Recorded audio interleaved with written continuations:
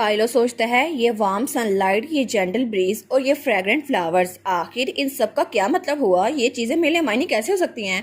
लेकिन तभी वो प्रिंस के साथ जा रहा था। प्रिंसेस दिल में सोचती है मेरा फेवरेट पर्सन मेरे साथ वॉक कर रहा है, मुझे तो बहुत ज्यादा खुशी हो रही है। तो तब वो कहती है वहां पे बैठना है सर काइलो ग्रे। वो कहता है जी जी। और हमारी सोचती है क्या जिंदगी हमेशा से इतनी ज्यादा खूबसूरत थी, लेकिन मैं तो बहुत ज्यादा खुश हूँ कि मैं अभी तक जिंदा हूँ क्योंकि मुझे काइलो के साथ रहना पड़ रहा है। लेकिन मेरे लिए जिंदगी जरा अच्छी तब होती जब ये सारे के सारे मेरा पीछा ना कर रहे होते और उसके पीछे उसकी मेड्स और सर्वेंट भी थी।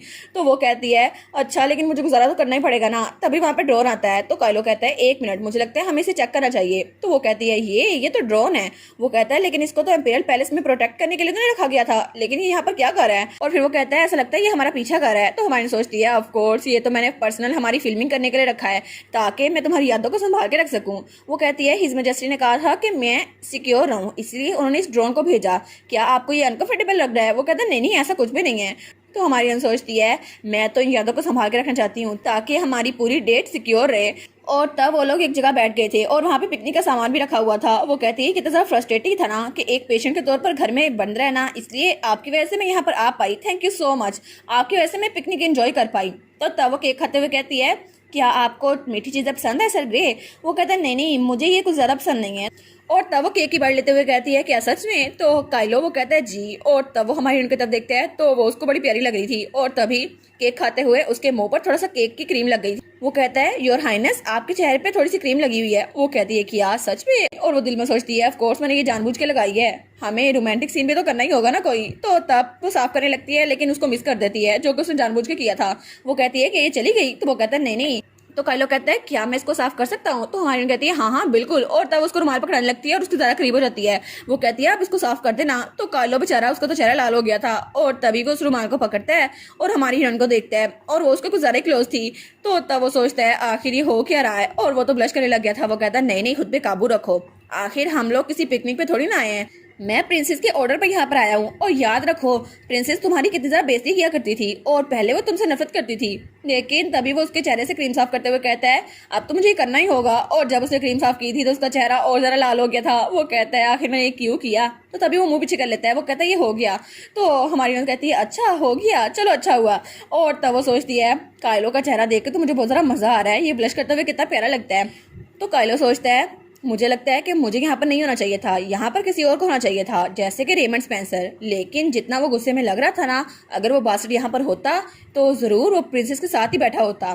लेकिन मुझे लगता है शायद वो खुशी मना रहा होगा कि प्रिंसेस की याददाश्त चली गई है और ये उसके एडवांटेज के लिए काम करेगा क्योंकि उसको प्रिंसेस के साथ शादी नहीं करनी पड़ेगी और अब वो किसी और के साथ अपनी ज़िंदगी स्टार्ट कर सकता है। लेकिन अगर रेमंड स्पेंसर यहाँ पर होता तो जरूर इस चीज़ का फायदा उठाता और प्रिंसेस के साथ फ्लर्ट करता और वो प्रिंस को सेड्यूस करने की कोशिश करता। लेकिन उसको सोच कर ही मुझे बहुत ज़्यादा डिस्गस्टिंग फील हो रहा है। और तभी वो प्रिंस को देखते हैं तो प्रिंस कहती है सर ग्रे अगर आप माइंड ना करें तो मैं थोड़ी देर के लिए सो जाऊँ? वो कहता है क्या? तो वो कहती है हाँ हाँ मुझे बहुत ज़्यादा नींद आ रही है, मुझे लगता है मैंने थोड़ी मीठी चीज़ खाई है ना इसलिए मुझे नींद आ रही है। वो कहता है अच्छा तो मैं आपको थोड़ी स्पेस दे देता हूँ। वो कहती है नहीं नहीं कोई जरूरत नहीं है और उसकी गोद में लेट जाती है। तो काइलो कहता है क्या? और वो बेचारा कहता है कि सच में वो ऐसी सोने वाली हैं। वो तो बड़ा शौक हो गया था और पीछे से मेड सर्वेंट और चीफ मेड वो भी बहुत ज़्यादा हैरान हो गई थी। तो काइलो सोचता है कोई तो इनको रोको प्लीज कोई तो। लेकिन वो सोचता है ओ हेवंस आखिर मेरा ऐसा टेस्ट क्यों लिया जा रहा है? और पीछे से वही गॉडेस जिसने उसको रीइंकार्नेट किया था वो कहती है नहीं नहीं मेरी गलती नहीं है। तो हमारा हीरो वो तो ब्लश किया जा रहा था। वो सोचता है मैंने तो इसको अवॉइड करने की कोशिश की थी लेकिन आखिर मैं किसी ऐसे शख्स को अवॉइड कैसे कर सकता हूँ जो कि बहुत ही ज़्यादा प्रीशियस है और मेरे साथ सबसे लेस कॉम्पेटिबल है। और हमारी हीरोइन वो तो आराम से वहाँ सोई हुई थी और वो सोचता है इसे प्रिंसेस से क्यों होना था। और उसे याद आता है कि अपनी पूरी लाइफ में उसने सिर्फ बुलिंग फेस की है और निगलेक्ट होना और तन्हाई और एग्जॉशन, उसने सिर्फ टॉर्चर और एंडलेस बैटल ही देखी हैं, इसलिए ये सारी फीलिंग उसके लिए बिल्कुल बेगानी है। और तभी वो सोचता है लेकिन प्रिंसेस की स्माइल वो तो बिल्कुल कॉटन कैंडी की तरह लगती हैं और उनकी वो आंखें कितनी तरह नरम है। लेकिन इस वक्त ये तो टॉर्चर से भी ज्यादा मुश्किल है। और हमारी हीरोइन तो आराम सोई हुई थी और तब उसको देखता है और वो सोचता है आखिर मैं इन फीलिंग्स को कैसे दबा सकता हूँ। और तब वो अपना हाथ प्रिंस के चेहरे के सामने करता है ताकि उसकी आंखों में सूरज की रोशनी ना पड़े। और वो सोचता है मुझे तो अभी भी तक पता नहीं चला, लेकिन शायद मुझे इस चीज़ को एक्नॉलेज कर लेना चाहिए कि मैं प्रिंसेस को बहुत ज़्यादा पसंद करता हूँ। और तब प्रिंसेस वहाँ पे आराम सो रही थी और हमारा काइलो वहीं पे बैठा हुआ था। वो कहता है क्योंकि मैं तो प्रिंसेस के प्यार में पड़ चुका हूँ। और पीछे से हमारी प्रिंसेस की दोनों मेड्स भी उनको देख रही थी। उनमें से एक कहती है आखिर प्रिंसेस ऐसी हरकतें क्यों कर रही है, वो भी इस जैसे इंसान के साथ। दूसरी कहती है एग्जैक्टली, उन तो अच्छी सारी ड्रेसिंग की है और वो तो बहुत ज़रा खूबसूरत है और अपनी आवाज़ भी उन्होंने कम रखी हुई है और हालांकि वो यहाँ पर सो भी गई। आखिर ऐसा कैसे हो सकता है? तो दूसरी कहती है जरूर कुछ ना कुछ गड़बड़ है, मुझे लगता है कुछ भी ठीक नहीं है। और तभी शाम का सीन दिखा जाता है और तब उनकी पिकनिक खत्म हो गई थी और काइलो वापस चला गया था और हमारी हीरोइन वहां पर कोई बुक पढ़ी थी। वो सोचती है पहले तो काइलो का फेस बिल्कुल रेड था और कितना ज़्यादा प्यारा लग रहा था, लेकिन मुझे तो ये सब कुछ सोच के कितना अच्छा लग रहा है ना, काइलो कितना ज़्यादा क्यूट हो सकता है।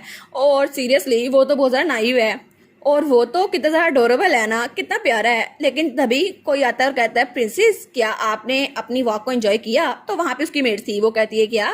तो उसकी मेट्स कहती है हम तो आपसे पूछने आए थे कि आपको अच्छी नींद आई और सर ग्रे के बारे में क्या वो अच्छे हैं? तो हमारी सोचती है कि तो ऑब्वियस है, ये मुझसे पूछना चाहती है मैंने ऐसा क्यों किया। तो वो कहती है हाँ बिल्कुल हमेशा की तरह, ये बहुत ज़्यादा प्लेजेंट था। तो उसकी मेट कहती है हमेशा की तरह? वो कहती है हाँ मेरा मतलब था कि मैंने ब्लैक नाइट में सर ग्रे के साथ जो वक्त गुजारा बिल्कुल वैसा ही। वो कहती हैं सच में? लेकिन वो सोचती है प्लेजेंट टाइम उनके साथ, लेकिन क्या सच में आप हर बार उनके साथ ऐसे टाइम एंजॉय करती थी?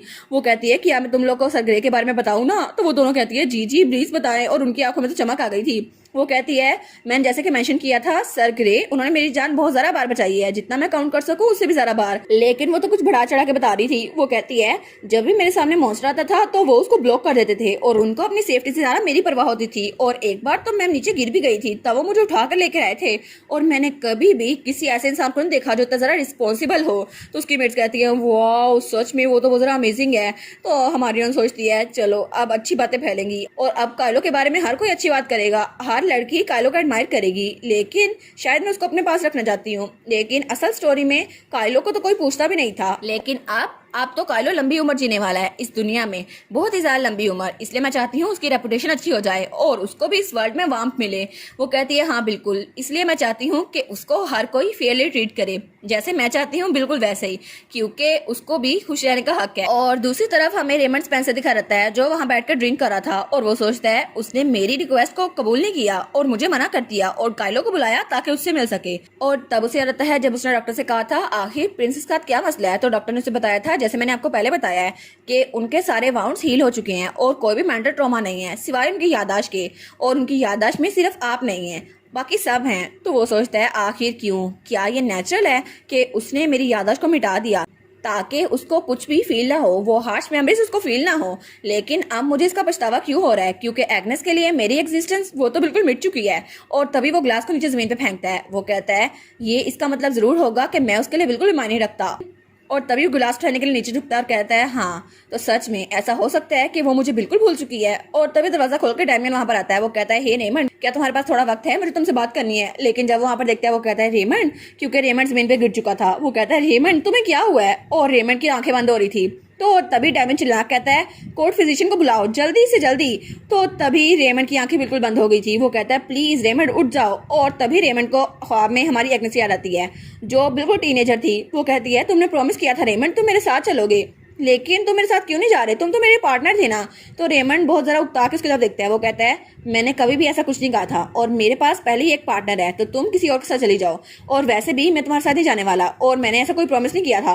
तो वो बहुत ज़रा दुखी हो गई थी। वो कहती है लेकिन तुम्हें तो मेरे साथ जाना चाहिए था, और वो लेडी है कौन, तुम्हें किसके साथ जाना है मुझे बताओ सही। तो रेमंड कहता है क्या सच में मैं तुम्हें बता दूं ताकि तुम जाके उस लेडी को तंग करो। तो एग्नेस कहती है क्या? वो कहती है नहीं नहीं ऐसा कुछ भी नहीं है। तो रेमंड कहता है आखिर तुम बच्चों की तरह बिहेव कब करना बंद करोगी, और तुम तो बड़ी हो चुकी हो तो किसी और को अपने साथ मिला लो, वैसे भी मैं तुम्हारे साथ नहीं जाने वाला। तो वो कहती है नहीं रेमंड मैं सिर्फ तुम्हें चाहती हूँ, तुम्हारे अलावा कोई भी नहीं, और मैं सिर्फ तुम्हारे साथ जाना चाहती हूँ। लेकिन रेमंड मुंह पीछे कर लेता है। वो कहता है यहाँ से मैं पहले जाऊंगा इसलिए तुम फिक्र ना करो, तुम्हारी साइड सबसे पहले मैं ही छोड़ूंगा। तो हमारी कहती है क्या नहीं रेमंड तुम ऐसा नहीं कर सकते, और उसका हाथ पकड़ लेती है। वो कहती है प्लीज मैं तुम्हें जाने नहीं दूंगी। और वो सोचता है वो तो बहुत ज़्यादा एरोगेंट थी, जैसे मैं उसकी कोई पोजेशन हूँ, लेकिन वो मेरा पीछे छोड़ती नहीं थी। और तब सारी मेड्स और सब नौकर सब लोग हमें देखते थे और उसका बिहेवियर मुझे बिल्कुल नापसंद था। तो हमारी प्रिंसेस कहती है रेमंड प्लीज़ तुम मेरे साथ रहो ना, मेरे साथ हमेशा रहो। लेकिन रेमंड सोचता है ये ऑब्सेशन मुझे हमेशा से नापसंद थी। और तभी वो उसका हाथ झटक देता है। वो कहता है मुझे तुम्हारे साथ नहीं जाना और इसीलिए मैं तुम्हारा पार्टनर नहीं बना चाहता क्योंकि तुम बहुत ज़्यादा क्लिंगी हो। वो कहती है क्या? तो रेमंड कहता है तुम्हें क्या लगता है अगर तुम मना कर दोगी तो मैं तुम्हें छोड़ कर नहीं जा सकता? मैं जा सकता हूँ। तो हमारी उन कहती है ठीक है, अगर तुम्हारा माइंड चेंज हो जाए तो मेरे पास आना, मैं तुम्हारा इंतजार करूंगी, तुम्हारे अलावा मैं किसी के साथ नहीं जाऊंगी। तो रेमंड सोचता है मुझे यही लगा था कि वो ठीक रहेगी क्योंकि वो बहुत ज़्यादा सेल्फिश है और बिल्कुल चाइल्डिश है। और जब उसकी आंखों में आंसू आते थे तो मुझे बहुत ज़्यादा खुशी होती थी कि वो सिर्फ मेरी तरफ देखती है। और जब वो छोटी बच्ची थी और मेरी तरफ फूल लेके आती थी और जब वो बड़ी थी और उसने कहा था कि अब तुम्हें दोबारा से मेरे पास आने की जरूरत नहीं है, और तब वो मिशन में फंसी हुई थी, मुझे लगा था शायद वो सारा कुछ मेरी अटेंशन के लिए कर रही है और तभी मुझे यही लगा था। लेकिन जब वो मेरे पास से गुजर गई और मुझसे कुछ भी नहीं पूछा तो मैं बहुत ज़्यादा परेशान हो गया, लेकिन मुझे तभी इतना फ़र्क नहीं पड़ा। और जब उसका एक्सीडेंट हुआ तो मुझे लगा मेरी ज़िंदगी वो बिल्कुल ख़त्म ही हो गई है। और तब मुझे समझ में आया वो मेरे लिए ज़रा इंपॉर्टेंट है क्योंकि शायद अगर ये सब कुछ ना होता तो मैं और वो बहुत ज़्यादा खुश होते और हम पिकनिक पे एक साथ बैठे होते। लेकिन ये सारी फीलिंग ये बिल्कुल अकेली रह गई हैं और वो मुझे छोड़ के जा चुकी है, उसके पास मेरी कोई मेमोरी नहीं है और अब मैं तो दोबारा से डूब रहा हूँ, लेकिन इस बार मुझे बचाने के लिए कोई भी नहीं है। प्लीज़ एग्नेस प्लीज़ तुम तो मुझे बचाओ। लेकिन तभी उसकी आंख खुल जाती है। वो कहता है क्या ये फिर से वही ख्वाब था? तो तभी डैमियन उसके पास बैठा हुआ था। वो कहता है क्या तुम उठ गए? वो कहता है हाँ मैं उठ गया। तो डैमियन कहता है तुम्हारी हालत बहुत ज़्यादा ख़राब हो गई थी इसलिए मैंने डॉक्टर को बुलाया, लेकिन अच्छा हुआ तुम ठीक हो गए।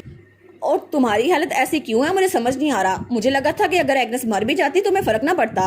तो वो सोचता है हाँ मुझे भी यही लगा था, लेकिन जब मैंने उसको देखा कि उसकी बॉडी से तरह खून निकल रहा था और वो बिल्कुल बेजान पड़ी थी तो मैं बिल्कुल लड़खड़ा गया। तो डैमियन कहता है अच्छा तो तुम्हारी एग्नेस के लिए फीलिंग्स चेंज हो गई हैं? तो वो कहता है हाँ, लेकिन मुझे खुद नहीं पता कि ये चेंज हुई हैं या फिर नहीं, लेकिन मुझे लगता है यही रियल है। और वो सोचता है एग्नेस मुझे भूल गई है, नामुमकिन, क्योंकि उसके लिए तो पूरी ज़िंदगी सिर्फ मैं ही था, मेरे अलावा कोई भी नहीं था।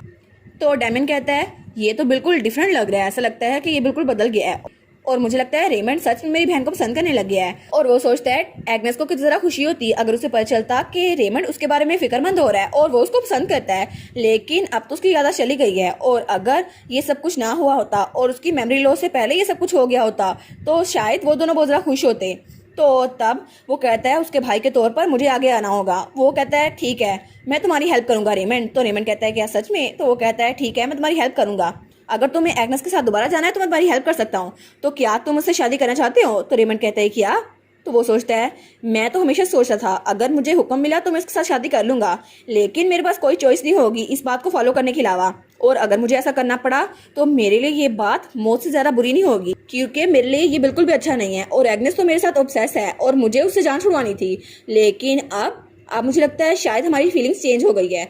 तो वो कहता है अगर आप हुक्म दे तो मैं ये कर सकता हूँ। तो डैमियन कहता है नहीं, हुक्म की बात नहीं है, अगर तुम चाहते हो तो मैं तुम्हारे साथ काम करवा सकता हूँ, एग्नेस को मना सकता हूँ, लेकिन अगर तुम नहीं चाहते तो मैं ऐसा कुछ नहीं करूंगा। तो वो सोचता है एग्नेस जो कि कभी मेरी थी, उसका दिल सिर्फ मेरे लिए धड़कता था, लेकिन अब वो मुझसे दूर हो गई है, तो क्या सच में मैं चाहता हूँ? तो वो उससे कहता है हाँ बिल्कुल मैं एग्नेस से शादी करना चाहता हूँ। तो डैमियन कहता है ठीक है, और वो स्माइल करते हुए कहता है ये तो अच्छा है, तो तुम्हें ये चीज़ अच्छी लगनी चाहिए। वो कहता है क्या उसकी आदत चली गई है, तुम्हें लगता है ये अच्छी चीज़ है? तो डैमियन कहता है हाँ बिल्कुल, उसकी सारी की सारी बुरी मेमोरीज चली गई हैं, तुमने उसको जो बुरी तरह से ट्रीट किया था वो सब कुछ भूल गई है, तो अगर अब तुम उसे अच्छे से ट्रीट करोगे तो उसकी मेमोरीज अच्छी बनेगी और वो तुम्हें पसंद करने लग जाएगी, इसलिए तुम्हें स्टार्ट शुरू करना होगा ताकि तुम उसके साथ रह सको। तो रेमंड कहता है क्या सच में एग्नेस मेरी हो सकती है? अगर मैं उसके साथ अच्छा सलूक करूं तो क्या वो मेरे साथ चल सकती है?